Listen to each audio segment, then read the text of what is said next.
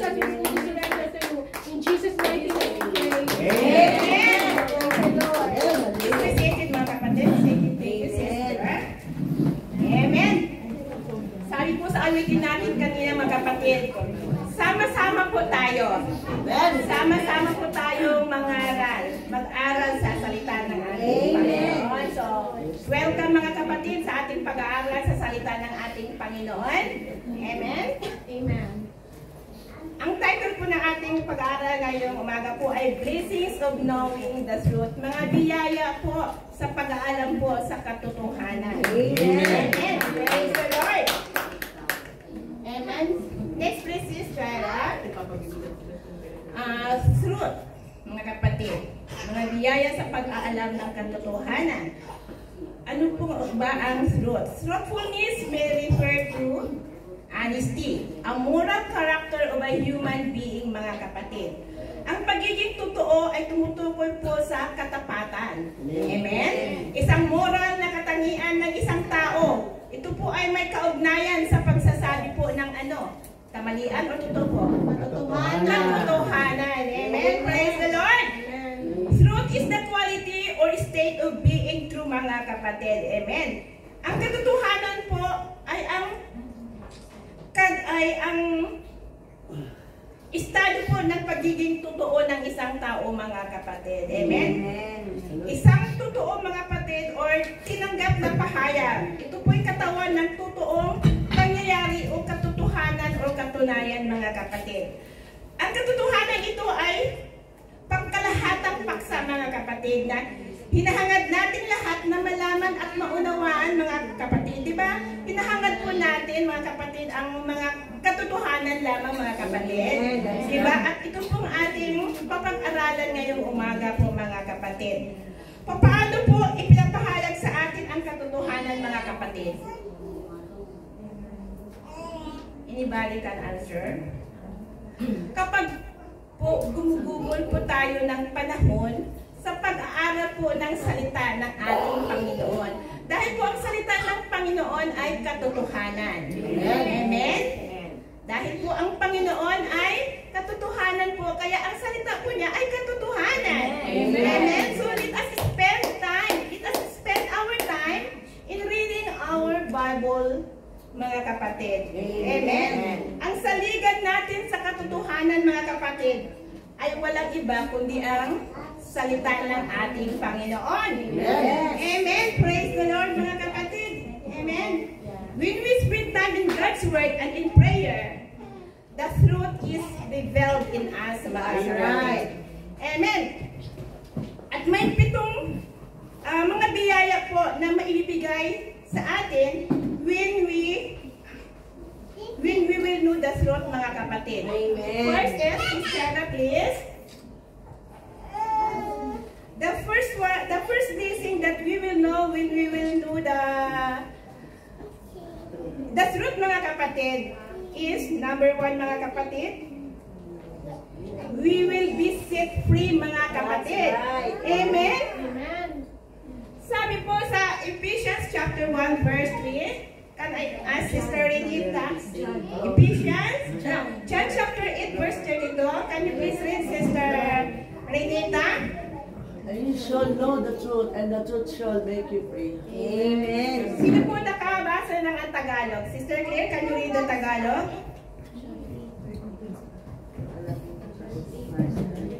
Amen. Praise the Lord. Sabi sa John 8:32, mga kapatid, so 1:8, mga kapatid, ang iyong makikilala ang katotohanan at ang katotohanan ay magpapalaya sa inyo. Amen. Praise the Lord. So, kailan po natin malalaman ang katotohanan, mga kapatid? Amen. Atras po tayo sa verse 31 kasi ang binasa po natin ang verse 32, mga kapatid. Sabi po sa verse 31, kapag mananatili, mga kapatid, sa iyo ang salita ng ating Panginoon, mga kapatid, that's the time, mga kapatid, na malalaman po natin ang katotohanan. Amen. Amen? Isang pagkatikilanlan ng mga pagiging alagad ni Kristo ay yung pagsunod sa mga itinuturo ni Jesus sa Bible, mga kapatid. Amen. Ito ipinamumuhay at sinusunod, mga kapatid. Hindi lang sa binabasa natin, mga kapatid. kapatid, kundi ito ipamumuhay natin mga kapatid. Sinusunod natin mga kapatid because obedience po ay napaka-mahalaga po sa atin. Amen? Amen. Hindi po tayo pwedeng magsabi na tayo ay mananampalataya mga kapatid by just saying, I'm reading the Bible. Pero hindi naman natin sinusunod ang sinasabi doon mga kapatid. Amen. Amen. Kailangan po may obedience, kailangan po may pagsunod kung ano pong nababasa natin sa salita ng ating Panginoon mga kapatid. Amen. Amen. Praise the Lord mga kapatid. Tandaan man natin mga kapatid, the truth of Jesus is not some bandage to keep you from the life that you want to live mga kapatid. Ang katotohanan ng Diyos ay hindi isang pagkaalipin mga kapatid. Amen. Amen. Upang ilayo tayo sa buhay na gusto natin mga kapatid. Ngunit, ang katotohanan ng Diyos ay siyang papalaya sa atin. Amen. Thank you, Lord. So we must know the truth mga kapatid. And we will be free from the bondage of our sin. Amen. Amen. Amen. Praise the Lord. Napakaganda po ng pangako ng ating Panginoon mga kapatid. We will set free from our sin mga kapatid. Gaano man ito kalaki mga kapatid. Amen. Papagpalayain po niya tayo mga kapatid sa ating mga kasalanan. Kaya dapat nating malaman ang katotohanan. Yes. Dapat po tayo magbasa sa Bible mga kapatid. Amen. Hindi po natin malalaman ang katotohanan kung hindi po tayo mag-spend ng time para magbasa sa kanyang salita mga kapatid. Amen. Amen. Praise the Lord mga kapatid. Amen.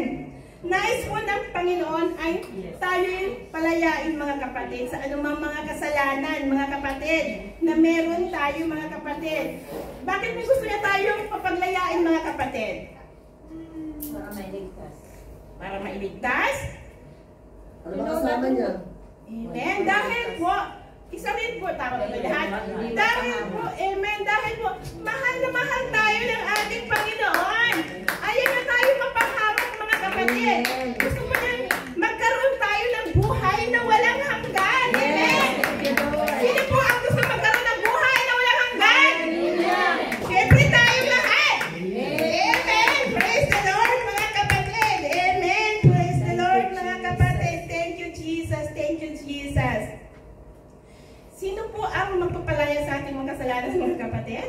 Jesus. Katabi ba natin? Si Jesus mga kapatid. Amen. Dahil po si Jesus po ang katotohanan mga kapatid. Ang salita po niya ay katotohanan. Amen. Praise the Lord. And the second blessing that we will receive mga kapatid when knowing the truth of mga kapatid is we will be saved mga kapatid. Maliligtas po tayo mga kapatid. Amen. Amen. Amen. Hindi lang po tayo papalayain sa kasalanan, kundi tayo po ay maliligtas. Amen. So, imagine mga kapatid, gaano tayo kamahal ng Panginoon. Gaano po kabuting ating Panginoon mga kapatid. Amen. We will be saved mga kapatid. At sabi po sa Ephesians chapter 1 verse 13 mga kapatid, in whom you also trusted after that you heard the word of truth. After that you heard the word of truth, mga kapatid. So, kailangan mo natin basahin, mga kapatid, ang kanyang salita, mga kapatid, bago natin marinig ang salita ng katotohanan. The gospel of your salvation, in whom also after that you believe, you were sealed with that holy ano pong mas tatanggap natin mga kapatid. If we believe mga kapatid, we will be sealed with the Holy Spirit of our Lord Jesus Christ mga kapatid. Amen. Masisilyuhan na po tayo. Matatakan na po tayo ng kanyang banal na Espiritu mga kapatid. Amen. Thank you Lord God. Napakaganda po ng pangako ng ating Thank you, Lord. pangako ng ating Panginoon mga kapatid. Sabi po ng Biblia, mula nang tayo'y magsisampalataya, ay tinatakan na tayo ng banal na Espiritu mga kapatid. So we are saved mga kapatid dahil tinatakan na tayo ng banal na Espiritu. Amen? Ang pagkakaroon po ng banal na Espiritu ay isang pagkakakilanlan ng pagkakaroon ng ng kaligtasan. Diba? Amen. Dahil natatakan na tayo mga kapatid. So, we are saved. Amen. Ang banal na Espiritu ay tumutulong sa mananampalataya mga kapatid. Tumutulong po sa atin mga kapatid. Ang banal na Espiritu ang nananahan sa mga mananampalataya mga kapatid. Amen. Amen. Praise the Lord mga kapatid. Hanggang sa araw ng pagtubos. Hanggang sa araw ng pagtubos mga kapatid. Amen. Hallelujah. So ito'y napapahiwatig ng mga kapatid na ang presensya ng ating Panginoon mga kapatid ay mananahan hanggang sa pagtubos. Hanggang sa araw po ng pagtubos mga kapatid. Kaya knowing the truth will save us mga kapatid. Will set us free mga kapatid. Amen. Kaya napaka-mahalaga po na alamin po natin ang katotohanan. Yes. Amen. Amen. Amen. Praise the Lord mga kapatid.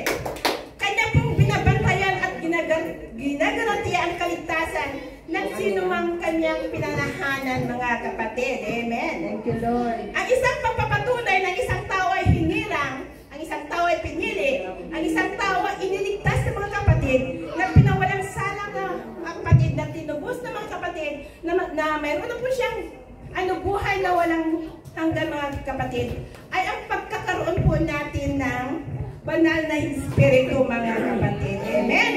Praise the Lord mga kapatid. Kaya napakahalaga po tayo na masigyuhan po tayo ng banal na Holy Spirit mga kapatid. Amen. Praise the Lord. Next is Sharon. Amen. And the third blessings that we will receive when we will know the truth is Sanctified. we will be sanctified mga kapatid. Amen. We will be sanctified mga kapatid. Sa John chapter 17 verse 74, sino po ang Sis Risa, pakibasa po. At dito lang po, gusto ko lang marinig ng iba. Amen. Okay, mas maganda po pag Tagalog. Sanctify them through thy truth. Thy word is truth. Amen. Sis Francis, can you read in Tagalog? Amen. Praise the Lord mga kapatid. Knowing the truth is we will be sanctified mga kapatid. At sa Tagalog, Sis Francis, Pakabanalin mo sila sa katotohanan. Ang salita mo ay katotohanan. Amen. Thank you God sa iyong salita, Panginoon.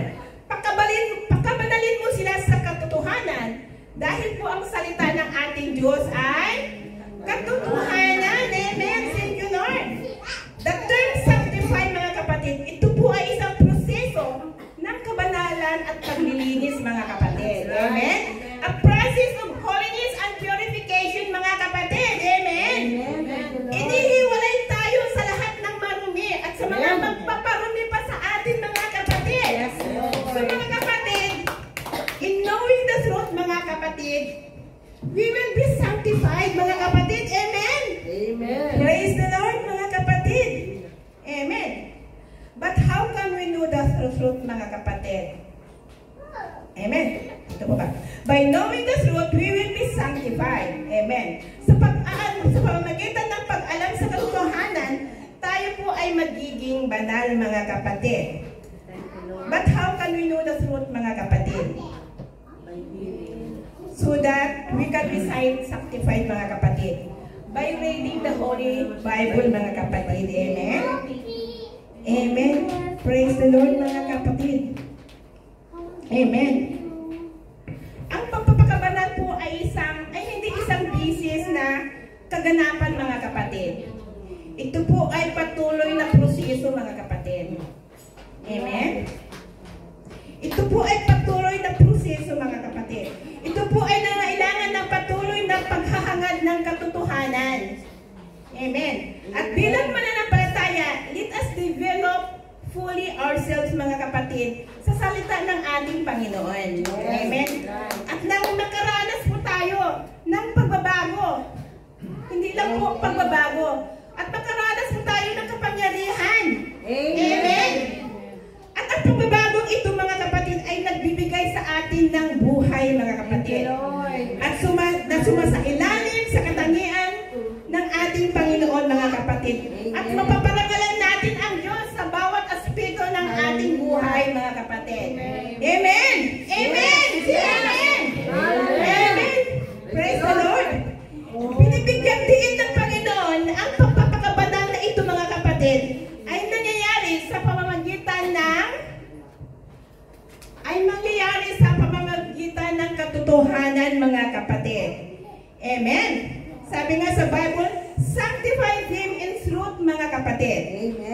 word is truth, mga kapatid. Yes.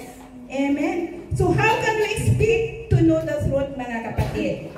When we spend our time in reading the Bible, mga kapatid.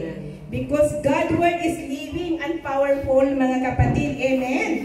It is the word of truth, mga kapatid. And as we read the Bible, mga kapatid, let us read it.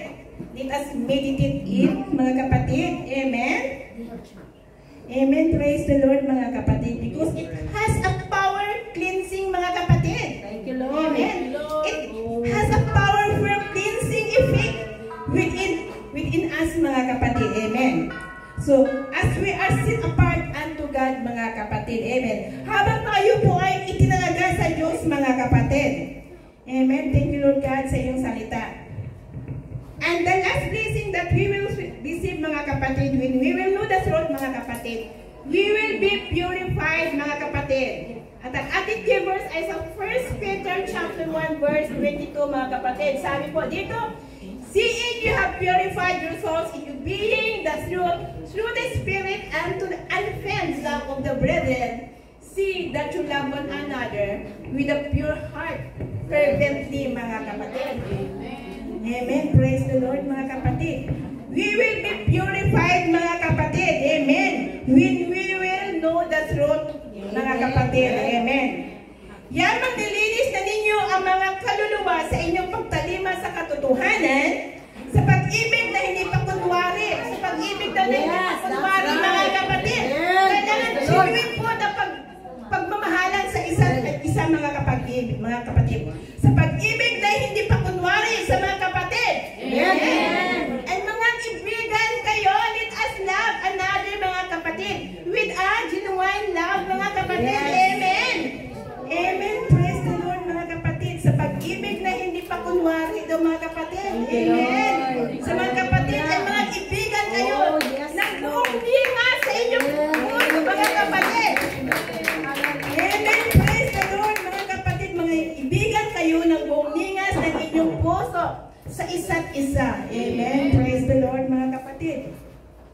So, mga kapatid, by knowing the truth, mga kapatid, we will be purified, mga kapatid. Amen. Ang ating bagong pagkatao, mga kapatid, ay isang bagong puso na, mga kapatid. Amen. Because we are already purified, mga kapatid. Nilinis na tayo, mga kapatid. May bago na tayong pag-uugali, mga kapatid. Amen. Iwala na po natin. Amen. Kalimutan na po natin. Or let us surrender our old ways to our Lord Jesus Christ, mga kapatid. Dahil po, binago na po tayo. We are already purified, mga kapatid. Amen. Amen. Kailangan po ayawan na natin yung mga kasalanan, yung mga ginagawa natin.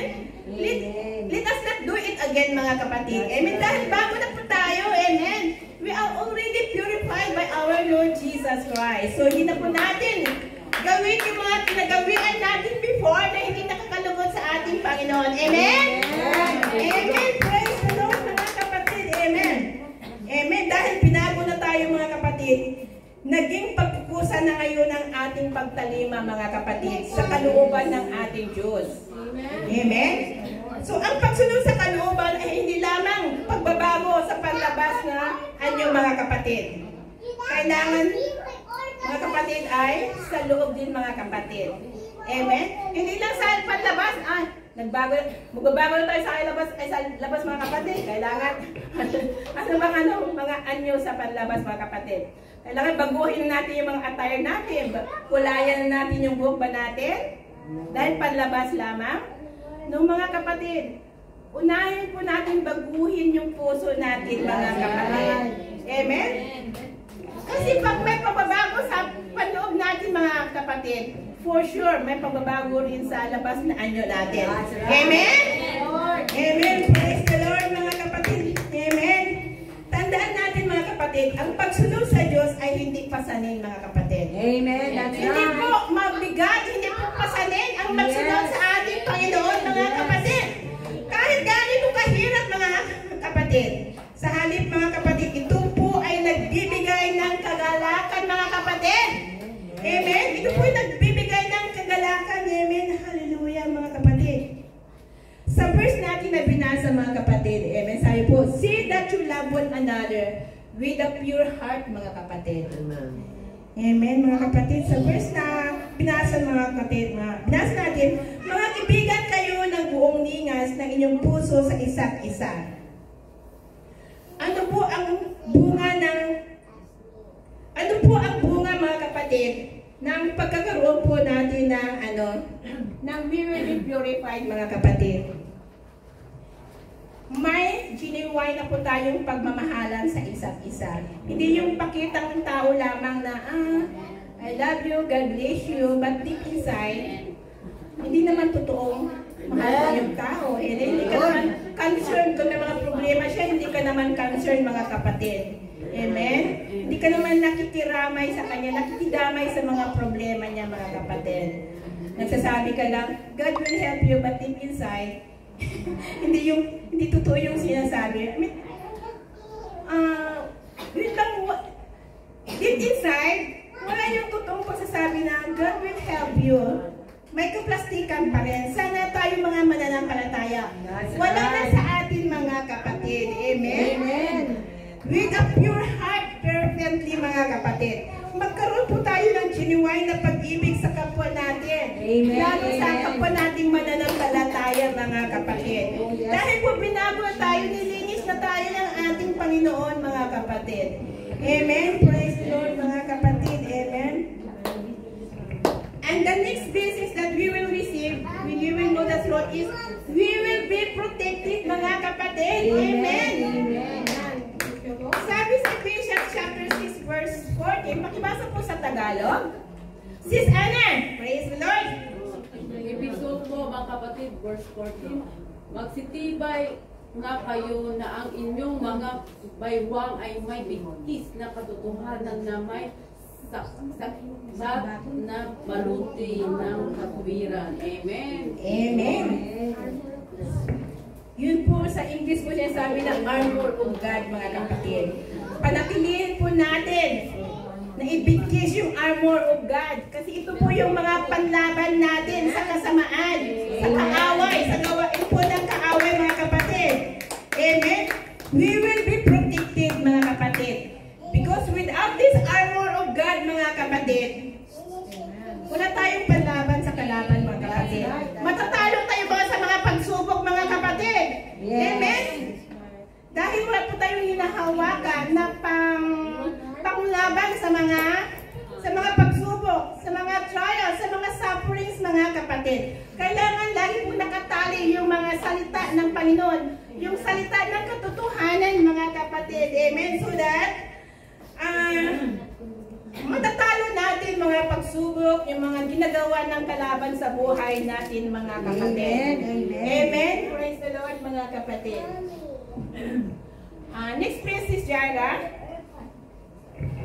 And the next blessing that we will receive, mga kapatid, sa pag-alam po ng katotohanan, ay we will have possessions, mga kapatid. Sabi sa Proverbs 23 verse 23, by the truth, and seal it not, mga kapatid. Amen? By the truth, and seal it not, mga kapatid. Also, wisdom and instruction and understanding. Sis Risa, pakibasa po sa Tagalog. May Tagalog ng Bible nyo.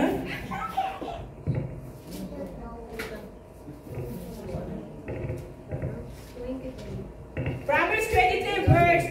Lagi po tayo na handa, mga kapatid. Kung may nakita po tayo mga keywords dyan, buksan na po natin ang ating Bible. Para anytime na tatawagin po tayo ay pwede na tayong tumayo at basahin, mga kapatid. Amen. Ganyan pong anak ng Panginoon, laging handa. Amen. Amen. Praise the Lord. God bless you, Lisa. Proverbs 23 verse 23. Sa Tagalog, sis, gusto ko nung Bili ka ng kapamahalan at huwag mong ipagbili o karunungan o turo at pag-unawa. Amen. Praise the Lord. Thank you, sis. Ano po ang pinakamahalaga mong pag-aaral, mga kapatid? Sabi niya, by the truth. So, ano po ang pinakamahalaga mong pag-aaral, mga kapatid? Amen. Na ipagpapalit mo lang ito sa isang bagay na mas mababa ang halaga, mga kapatid. Para po sa mga mananamba o naglilingkod sa mga Panginoon, madali lang po sagutin ito. pinakamahalaga nating pag-aari ay ang kaugnayan natin sa ating Panginoon. Amen. Our relationship to our Lord Jesus Christ. Yan po ang pinakamahalagang pag-aari natin na hindi po natin pwedeng ibenta, mga kapatid. That's Amen. right. Thank you, Lord. Amen, mga kapatid. Kaya, kung mayroon na kayong magandang relasyon sa ating Panginoon, huwag niyo po itong ipagpalit sa kanino man. Sa kanino man, sa anong pang mga bagay, mga kapatid. Amen? Sabi nga mga kapatid, buy the truth and seal it not, mga kapatid. Huwag po natin ipagbili, mga kapatid, ang magandang relasyon natin sa ating Panginoon, mga kapatid. Amen? Amen. Praise the Lord, mga kapatid. Ano po ang kahulugan ng bilhin ang katotohanan? Bilhin ang katotohanan. By the truth, mga kapatid. Hindi natin malalaman ang katotohanan, mga kapatid, sa salita ng Diyos nang hindi po tayo nagsisikap, mga kapatid. Amen? Kailangan po magsikap tayo, mga kapatid, para magkaroon po tayo ng katotohanan, malaman po natin ang katotohanan. Amen? At huwag po natin ito ibabarter, mga kapatid. Amen? Sa napakamababang halaga lang, mga kapatid. Amen. That's right. Amen? Kailangan po, at para po magkaroon tayo nitong katotohanan, ano gagawin po natin? Kailangan po tayo magsakripisyo para malaman natin ang katotohanan. Kailangan po maglaan tayo ng oras, ng panahon, para mabuksan po natin ang ating Bible at mabasa po natin at malaman po natin ang katotohanan. Because you will not know the truth if you will not open the Bible and read it, mga kapatid. Kailangan po maglaan tayo ng oras para mabasa ang ating Bible at sa gayon ay malaman natin ang katotohanan. Amen? Amen po ba? Amen. May pagsasakripisyo po ba tayo sa pagbasa ng ating Bible, mga kapatid? Amen. Dapat po nating isakripisyo, mga kapatid. Yung kahit ilang oras na, mga kapatid, sa pagbasa sa ating Bible, mga kapatid, nang sa gayon ay malaman natin ang katotohanan, malaman natin ang tungkol sa ating Diyos, kung sino siya, kung ano siya, mga kapatid. Amen? Amen? Amen, mga kapatid. Amen. Praise the Lord, mga kapatid. Ang application po dito sa buhay natin ay kapag alam na po natin ang katotohanan, or which is the Word of God, mga kapatid. Amen? Sa Bible, mga kapatid, huwag mong baliwalain, mga kapatid. Amen? Yung katotohanan na narinig mo sa mga preaching. Gaya ngayon. Amen? Sa mga preaching ng pastor. Huwag mong baliwalain yung mga katotohanan, mga kapatid. Itago mo ito, mga kapatid, sa iyong puso, mga kapatid. Amen? Huwag mong baliwalain, mga kapatid. Amen? Amen? Praise the Lord, mga kapatid. Meron po isang illustration po. Kapag po sa palengke po, kapag po may nagbibigay ng libreng saging, ano pong gagawin nyo para magkaroon kayo ng libreng saging, mga kapatid? Para magkaroon ka po ng libreng saging kasi may ipinamimigay doon sa palengke. Siyempre, pupunta ka doon. Diba? Hindi man agad-agad na pupunta sa bahay mo. Kasi nandoon sa palengke, sabi niya, may libreng saging sa palengke. So, kailangan po maglaan ka ng oras, ng time na pumunta sa palengke kasi andun po sa palengke Kailangan maglaan ka ng oras na pumunta sa palengke at para magkaroon ka ng saging na libre. Amen? Kagaya din po sa salita ng Panginoon. Kailangan po magbasa ka ng Bible para malaman mo ang katotohanan. Amen. Praise the Lord, mga kapatid. Thank you po sa salita ng Panginoon. Amen. Praise the Lord, mga kapatid. Amen. And the least blessing that we will receive, mga kapatid, when we will know the truth, mga kapatid, is we will know Jesus Christ, mga kapatid. Amen. Sa John chapter 14 verse 6, gusto ko si Mami Lobi ang magbasa. Kasi tahimik si Mami Lobi sa likod. Mami Lobi, John 14, 1-14 versikulo 6 po. Ano po sinasabi ni Jesus doon? Jesus said unto him, I am the way, the truth, and the life. Amen. No man cometh unto the Father, but by me. Sinabi sa kanya ni Jesus, ako ang daan at ang katotohanan at ang buhay. Sino man ay di makamaroon sa Ama, kundi sa pamamagitan niya. Amen. Amen. Thank you, God. Sabi po sa verse na binasa na po ng ating Sister Lomi, hindi po natin makikilala ang kanyang bugtong na anak, ano ang kanyang ama, kung hindi po natin makikilala muna ang kanyang anak na si Jesucristo. Amen. Kailangan kilalanin po natin ang Panginoon, mga kapatid. Kapag nakilala na po natin ang ating Panginoon, mga kapatid, ay nakilala na rin po natin ang kanyang ama na nasa langit, mga kapatid. Amen. So, mga kapatid, when we will know the truth, mga kapatid, we will know Jesus Christ, mga kapatid. Amen? Hindi natin makikilala ang Diyos Ama kung hindi natin kilala ang kanyang bugtong na anak, mga kapatid. Amen? Amen, mga kapatid. Ang isang dakilang layunin ng buhay dito sa mundo ay hindi lamang ang matutunan ang tungkol sa bugtong na anak ng Ama, kundi kailangan pagsikapan nating makilala, mga kapatid. Kailangan pagsikapan nating makilala siya, mga kapatid. Amen? At ang apat na mahalagang hakbang na makakatulong sa atin para makilala ang Panginoon ay ang una, mga kapatid, ay ang pagsampalataya sa Kanya, pananampalataya sa Kanya, ang pagsunod sa Kanya, Amen. ang paglilingkod sa Kanya na gaya ng ginagawa natin ngayon, at ang paniniwala sa Kanya, mga kapatid. Amen? Ito po yung mga hakbang para lubusan nating makilala ang ating Panginoon, mga kapatid. Amen? Praise the Lord, mga kapatid. Amen? Amen. Ang Bible po ang kasangkapan upang makilala natin ng mabuting ating Diyos, mga kapatid.